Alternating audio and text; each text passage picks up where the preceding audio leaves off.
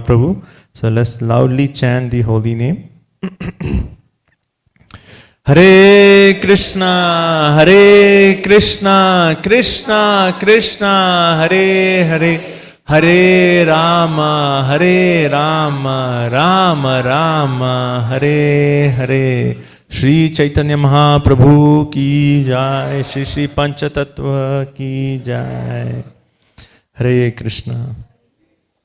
So thank you again. Welcome everyone. So anyone here for the first time? We didn't get the chance to welcome earlier.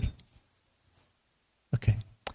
So thank you so much for joining. So our schedule now is we'll have a class by His Holiness Bir Krishna Goswami Maharaj. And after the class, we'll proceed downstairs. We have wonderful cultural performances planned, glorifying Lord Shiva. And then after that, we'll have our dinner prasadam. Right? So we'd like to thank the devotees who have prepared the wonderful offering today. So different devotees came earlier, earlier than noon, and they have actually served in the kitchen to make a wonderful offering for the pleasure of the Lordship, Srila Prabhupada, and all the assembled Vaishnavas. So there are many devotees, but I think Rajeshwari Radha Mataji, and then Kiran Mataji, Radhika Mataji, and there are a few other devotees who actually helped in the kitchen. So we'd like to thank them for their wonderful service. Haribol! Also, we'd like to thank the devotees who have sponsored the prasadam and different aspects of the festival today. So we have,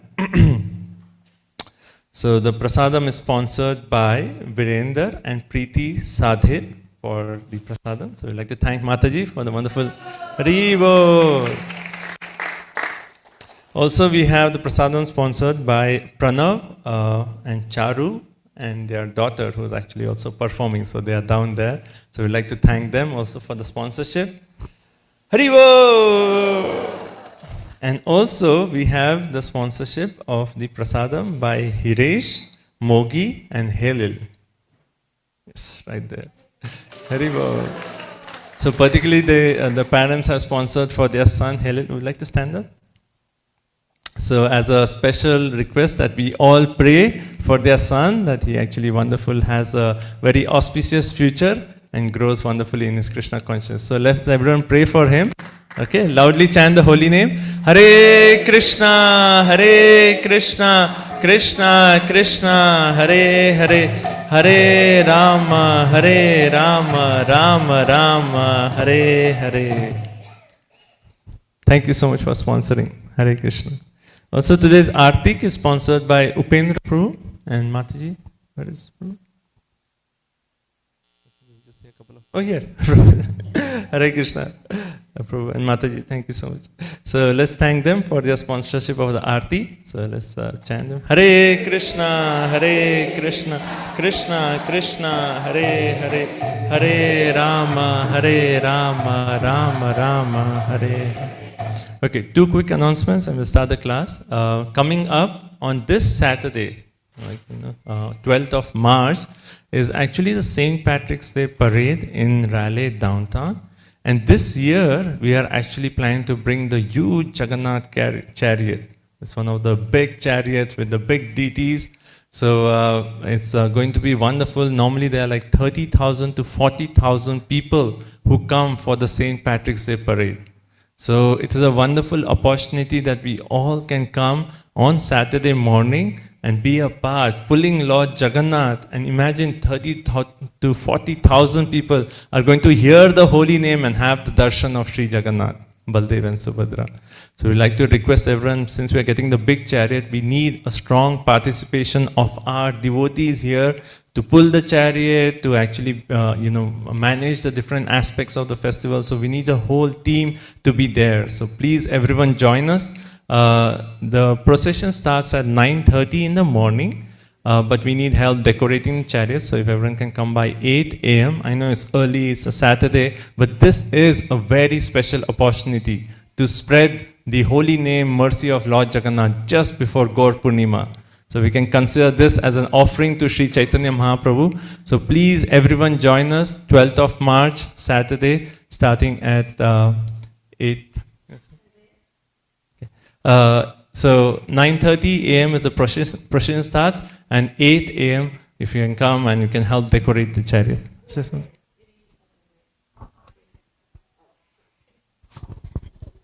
Hare Krishna. Yes, we've actually had the opportunity to partake in this before, a few years ago, and it was quite an impressive display. It wasn't with this large chariot, it was with a small chariot, but still, whoever came to see the chariot and Lord Jagannath and see everyone dancing and everything was very enchanted.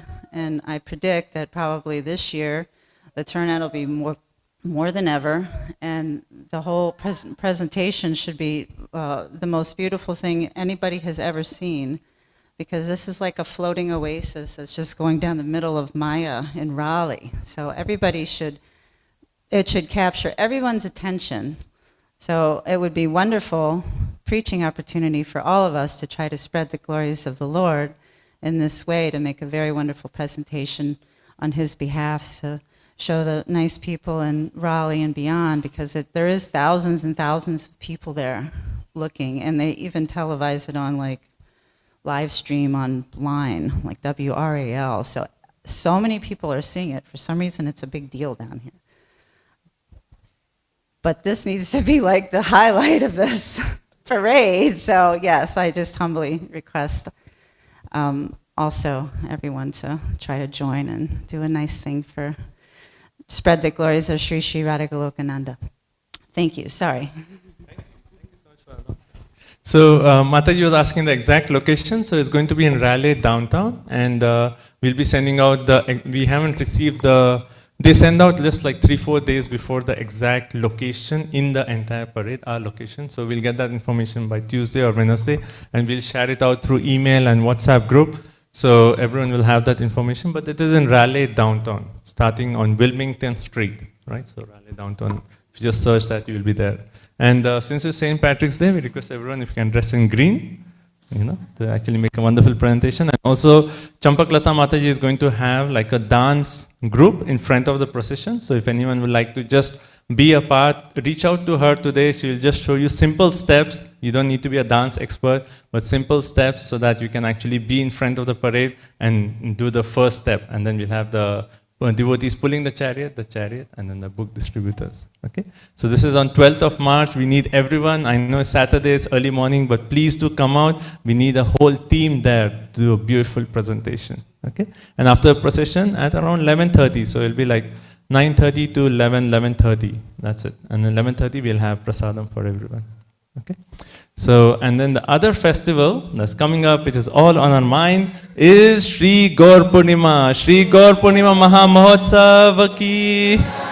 So it's on 17th of March, Thursday, and we'll have a program in the evening since it's a working day. So if you can take off half day off or full day off, please do. This is, for us Gaudiya Vaishnava, this is the most important day of the year.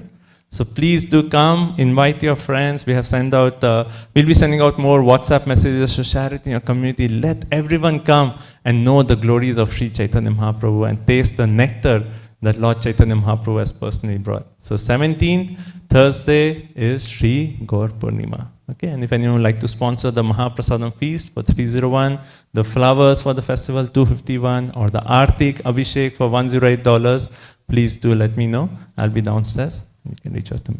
Okay. So thank you all so much. So without further ado, we'll have the class. So everyone is requested if you can kindly move forward for the class. Thank you all so much. Hare Krishna.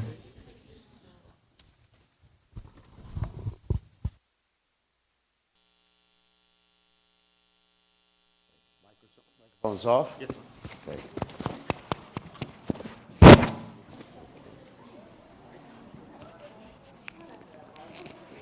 Okay, we're just going to have a very short, not even a class, just a short exposition about Lord Shiva.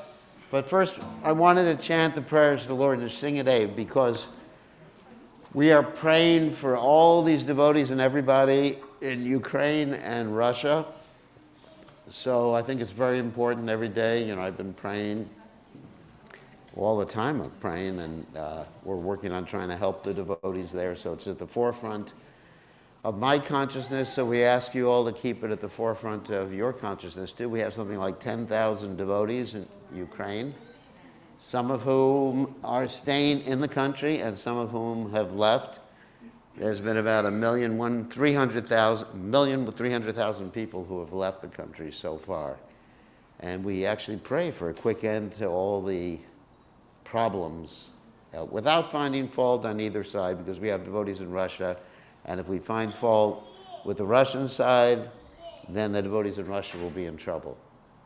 So we just want to pray for peace between everybody, and everybody understand the peace formula this Krishna mentions: Bhoktaram Jagatapasam Sarvaloka Maheshwaram Suridam Sarvabhutanam Getwabam Shantim Richati.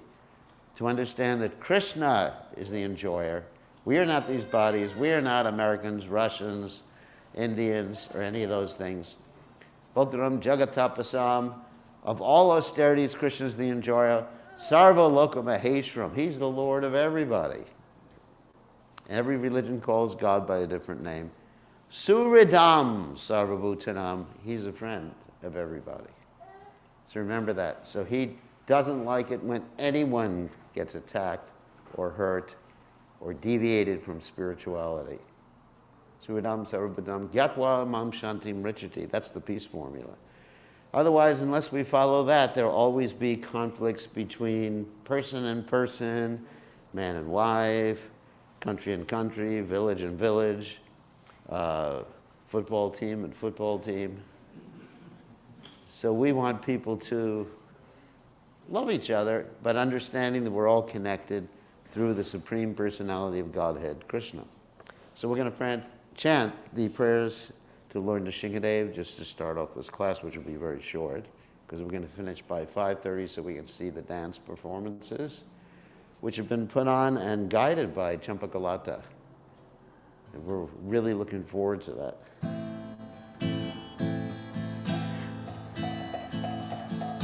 Namaste Narasingaya. Namaste Narasingaya. Paladala Toyane.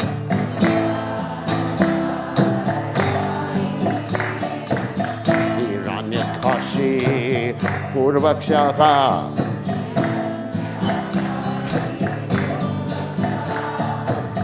Chilatamka Kolai.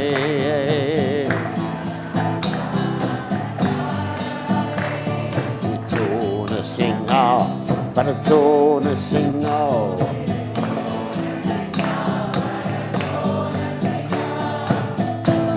Yato Yamitona Singa.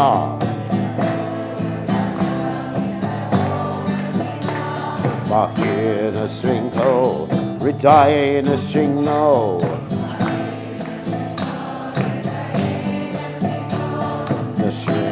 Amatim Sharanam Brapajoy.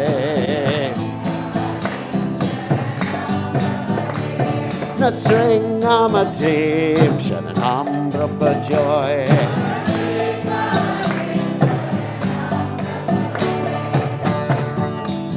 Kamakana Kamala Breda Kama Buddha Sringa. Karita Hiranya Kasi Putanu Brenga Esava Treta Narahari Rupa Gaida Gade Sade Gaida Gade Sade Gaida Gade Sade.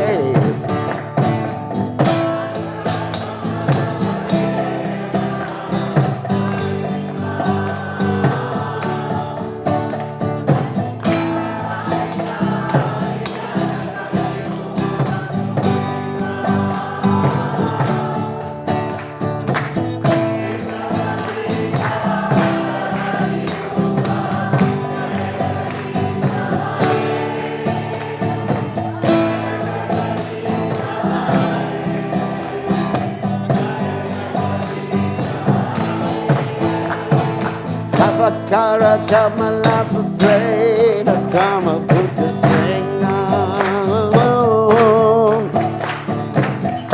Karita Hiranya Niranya Kasi Pujanu Bringa Isamakrita Narahuri Rupa Kaira Gure Sade Kaira Gure Sade Kaira Gure Sade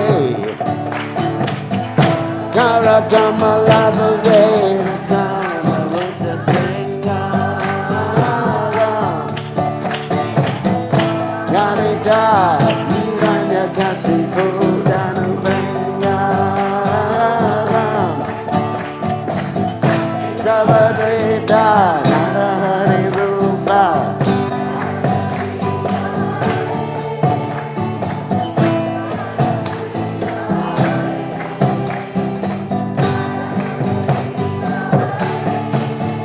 Jayona Stringadev, Stringadev, Stringadev, Jayona Stringadev.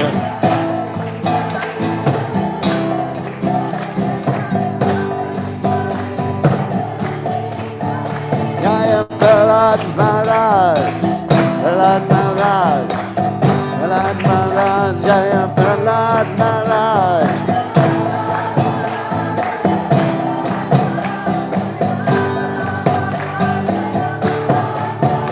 Jaya Prabhupada, Prabhupada, Prabhupada, Jaya Prabhupada.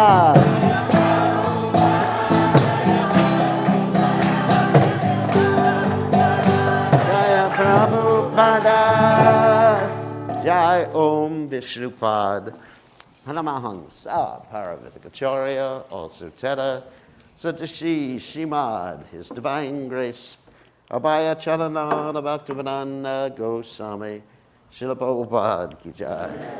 ISKCON founder Acharya, Srila Prabhupada Ki Jai.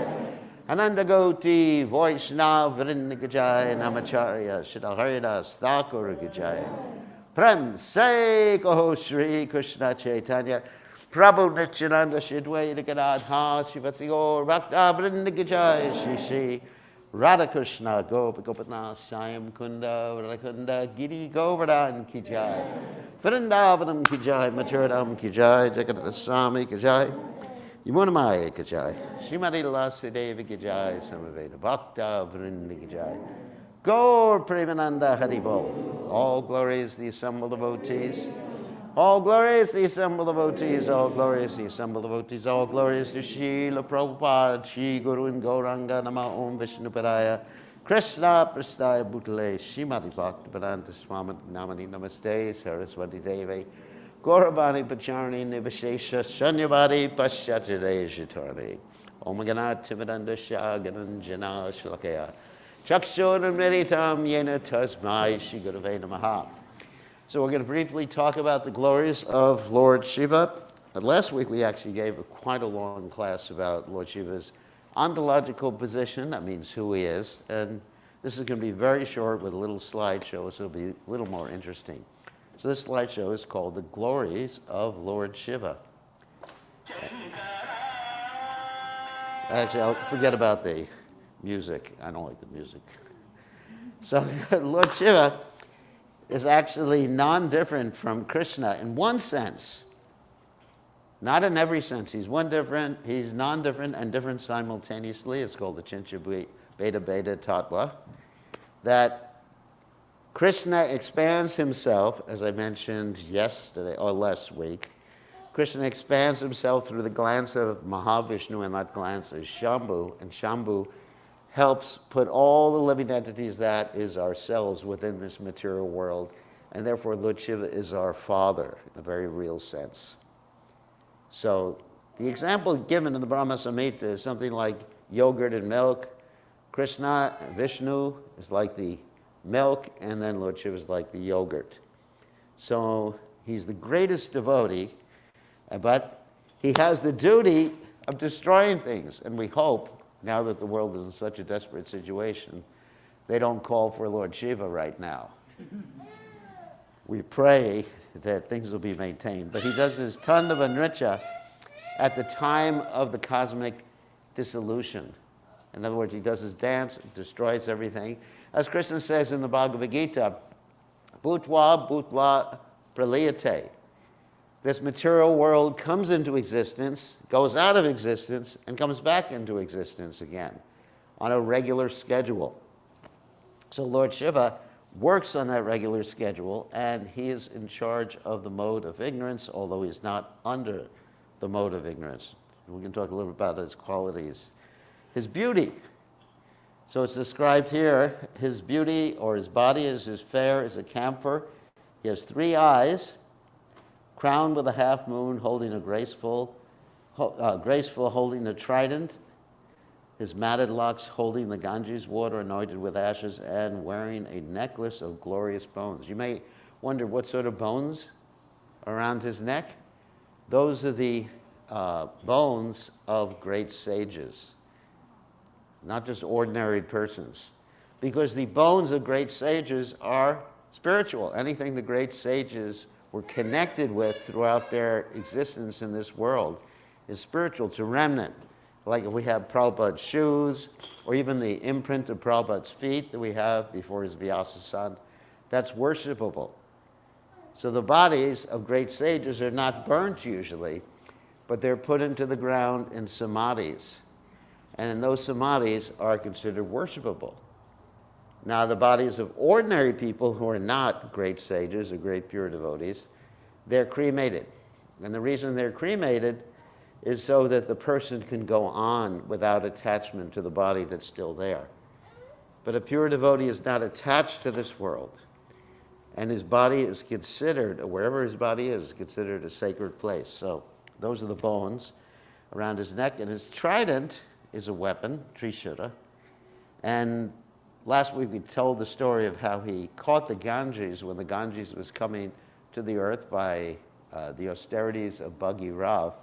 And he kept the Ganges within his locks, and the Ganges was so proud that he didn't want to let the Ganges out until Bhagirath prayed to him so the Ganges would come out and flow down to the ocean. So therefore you see the Ganges on Lord Shiva's head, as well as the moon, crescent moon on his head. He is the master of the senses, knowledge, fruit of activities, and the path of achieving perfection.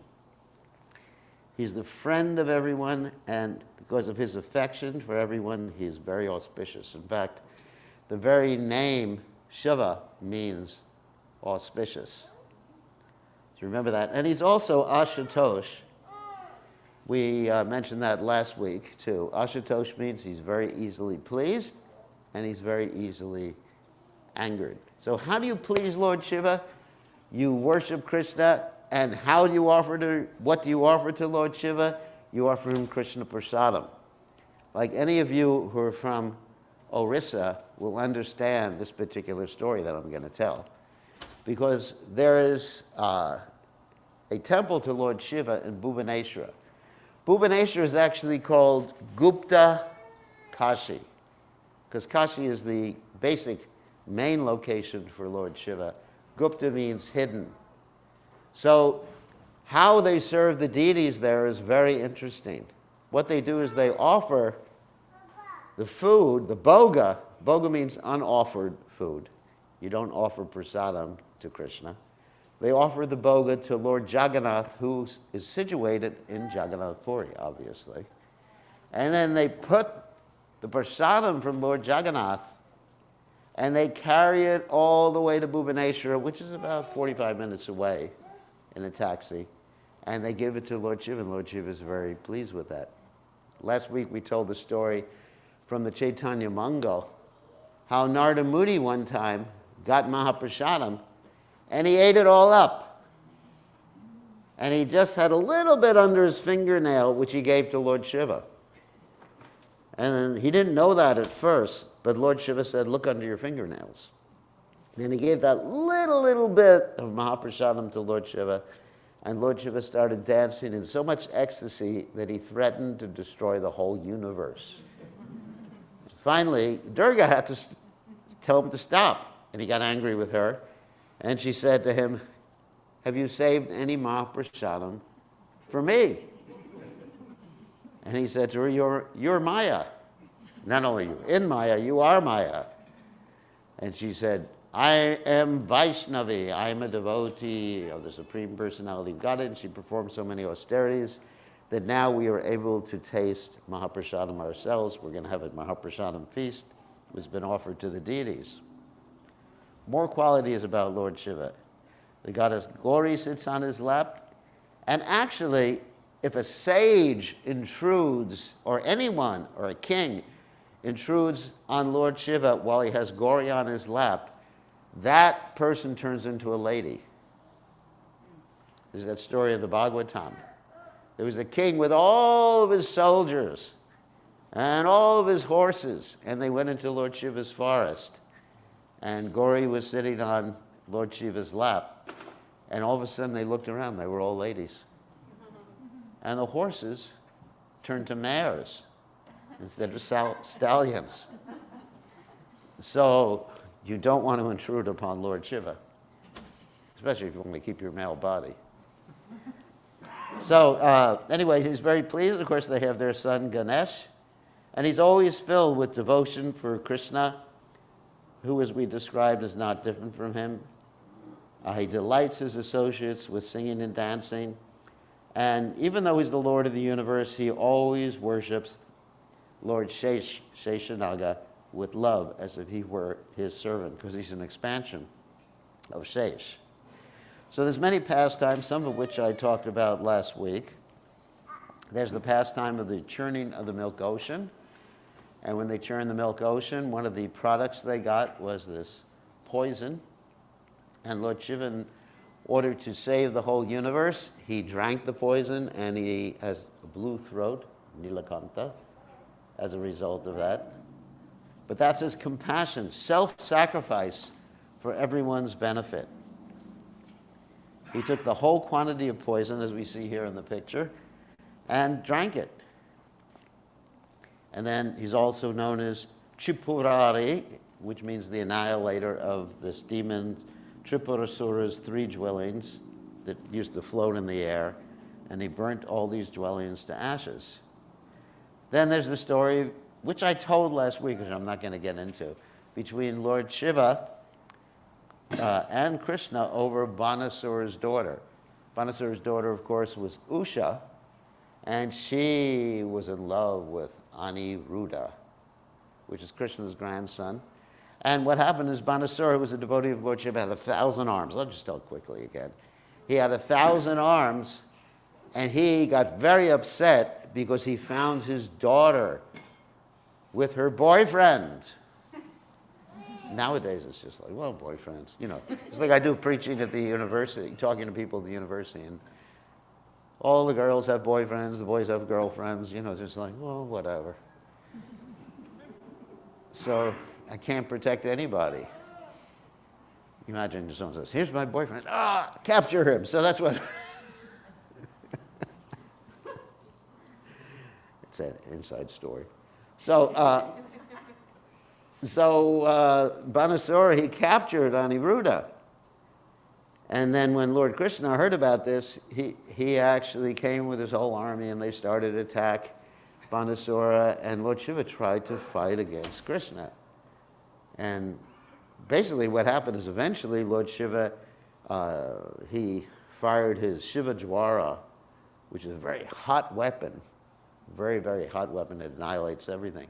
And Vishnu fired his Vishnu Dwara, which is a very cold weapon, and he almost extinguished Lord Shiva's weapon. And Vishnu won. But this, you may say, well, why was Lord Shiva opposed to Lord Vishnu or Krishna? This is a pastime between friends. Just like friends, they'll sometimes play some game in which their opponents, just like before the class, I had a chess match with someone, and I won. But it's not... He conceded. So sometimes people who you're close to, you actually have these chivalrous exchanges with. So Lord Shiva has this chivalrous relationship with Krishna. It's not that he became Krishna's enemy. And because Bhubanesra was Prahlad Maharaj's great-grandson, he didn't get killed at that point. He just had most of his arms chopped off except for 4 of them. And then Lord Shiva still protects him. So anyone who remembers Lord Shiva will never meet defeat. Remember that, either spiritually or materially. If you remember Lord Shiva, you will never meet defeat in this world. So this is the story that I just told. It's described that Jiva Dwara was overwhelmed by the strength of the Vishnu Dwara, cried out in pain, but finding no refuge, Lord Shiva's weapon approached Lord Krishna, and he got his shelter. And then there's the other story of Vrikasura, which we told before. Vrikasura was the demon who actually tried to kill Lord Shiva because he got a benediction that whoever's head, he got a benediction from Lord Shiva, that whosever head he touched would split into millions of pieces, and he tried to use it on Lord Shiva, and then Vishnu had to intercede by tricking the demon. Told that story last week. And there's a benediction of Vrikasura where he got that benediction, and then Lord Vishnu saved him. And there's the sacrifice of Daksa, another story from the Bhagavatam, that Daksa offended Lord Shiva, and actually, because of Daksa's offenses to Lord Shiva, Daksa's wife Sati left this world in a yogic trance. And Lord Shiva became so angry, he pressed his lips with teeth, immediately snatched from his head a strand of hair which blazed like electricity or fire. He stood up at once, laughing like a madman, and this dashed his hair to the ground, and this big demon came out. And the demon decapitated Daksha, and Daksha had to continue the sacrifice, but at this particular point, he continued the sacrifice with a goat's head. That's quite embarrassing. Imagine going to Havan in the temple and someone's doing your initiation, and he has a goat's head. And that's really a humbling experience. So Lord Shiva, but because Lord Shiva is very kind, he humbles the devotees too. And Krishna also states something in a very similar way. He says, Yashaham anugrindami harishe danamshanai. For those who I especially favor, I take away the things that they're attached to so that they can simply become humble and chant with devotion. And here's his description about the time of dissolution. Lord Shiva's hair becomes scattered. He pierces the rulers of the different directions with his trident. You know, in other words, the different demigods get pierced with his trident. He laughs and dances proudly. This is Tandava Nritya, scattering their hands like flags, and thunder scatters with the clouds all over the world. Whew. Tandava Nritya, time of devastation. And then the descent of the Ganges, we already talked about. Trying to go quickly because we have to get to the dance, Lord Shiva's dance, which is being done by the ladies, not by Lord Shiva. So anyway, so this is some of the pastimes of Lord Shiva. And we should regularly pray to Lord Shiva as a devotee. Sometimes it's mentioned, you know, people quote from the Bhagavad Gita, that worship of the demigods is avidi purvakam. That means it's not the proper process.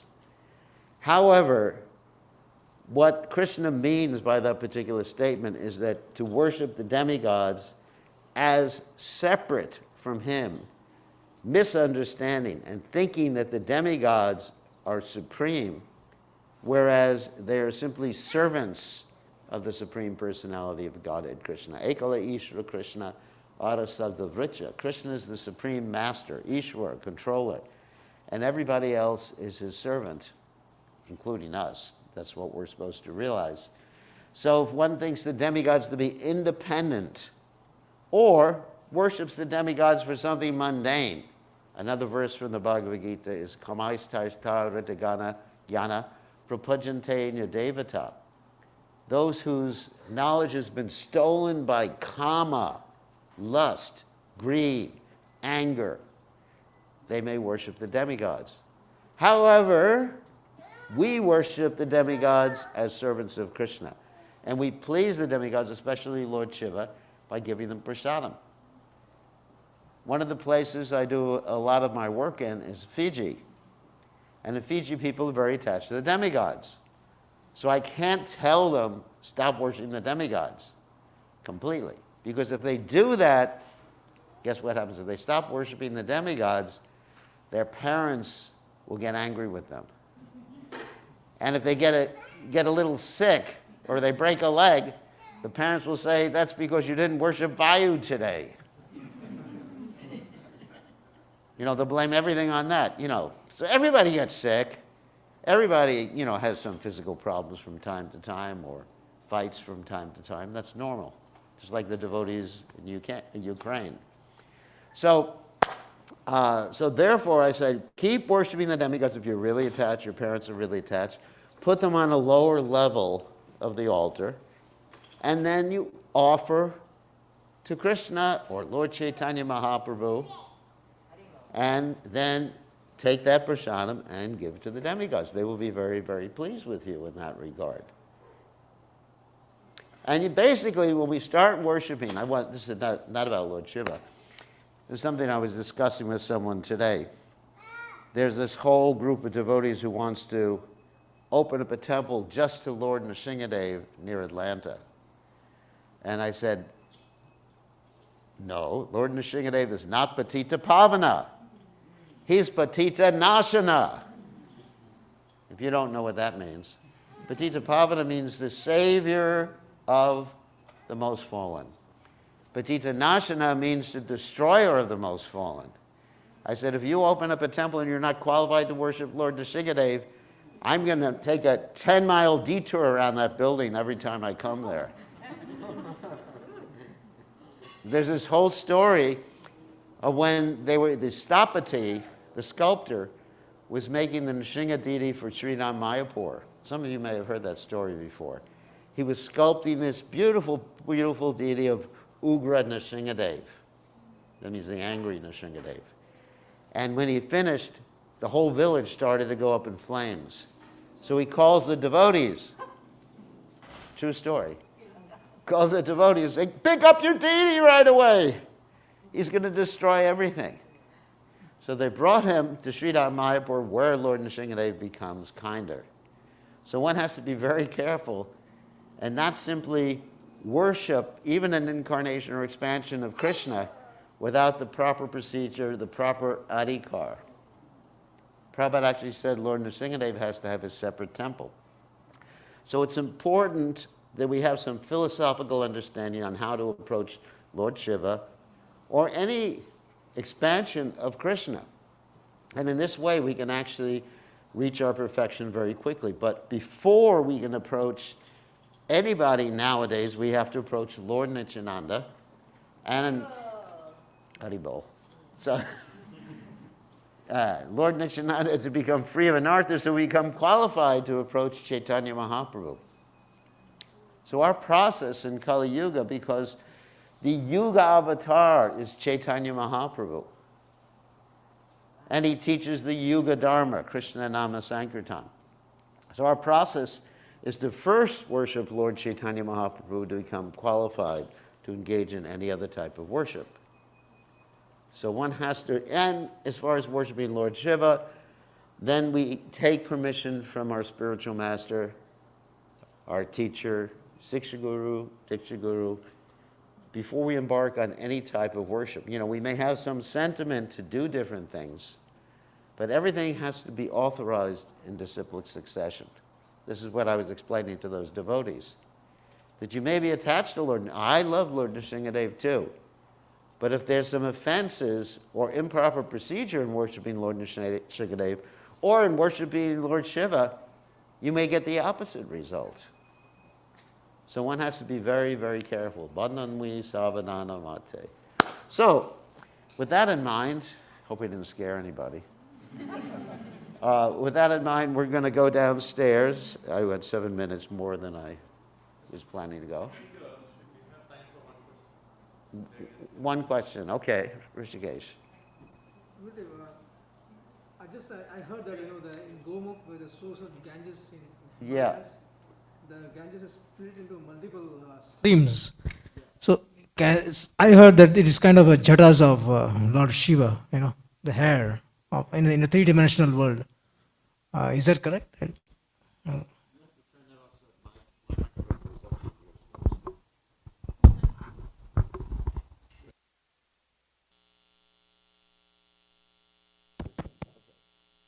Yes, there's some people who talk like that in Gomukh.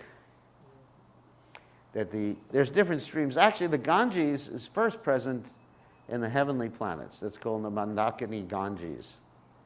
And of course, that's the Ganges that Manigriva and Nalakuvara got in trouble in.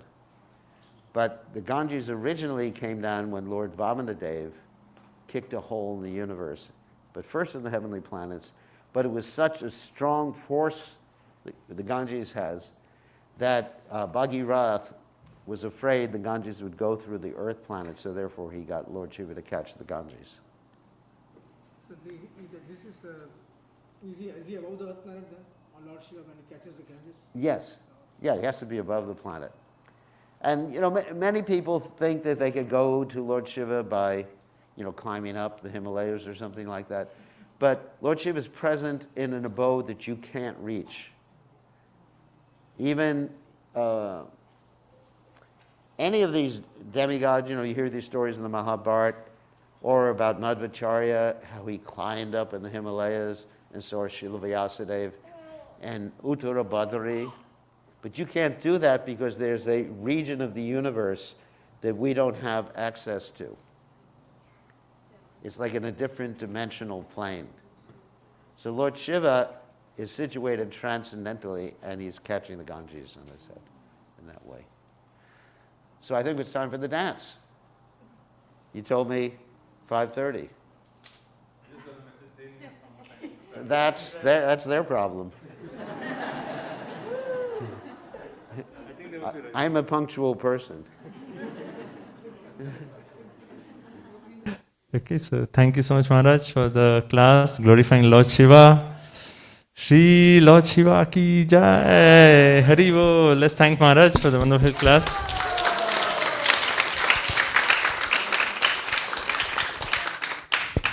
Okay.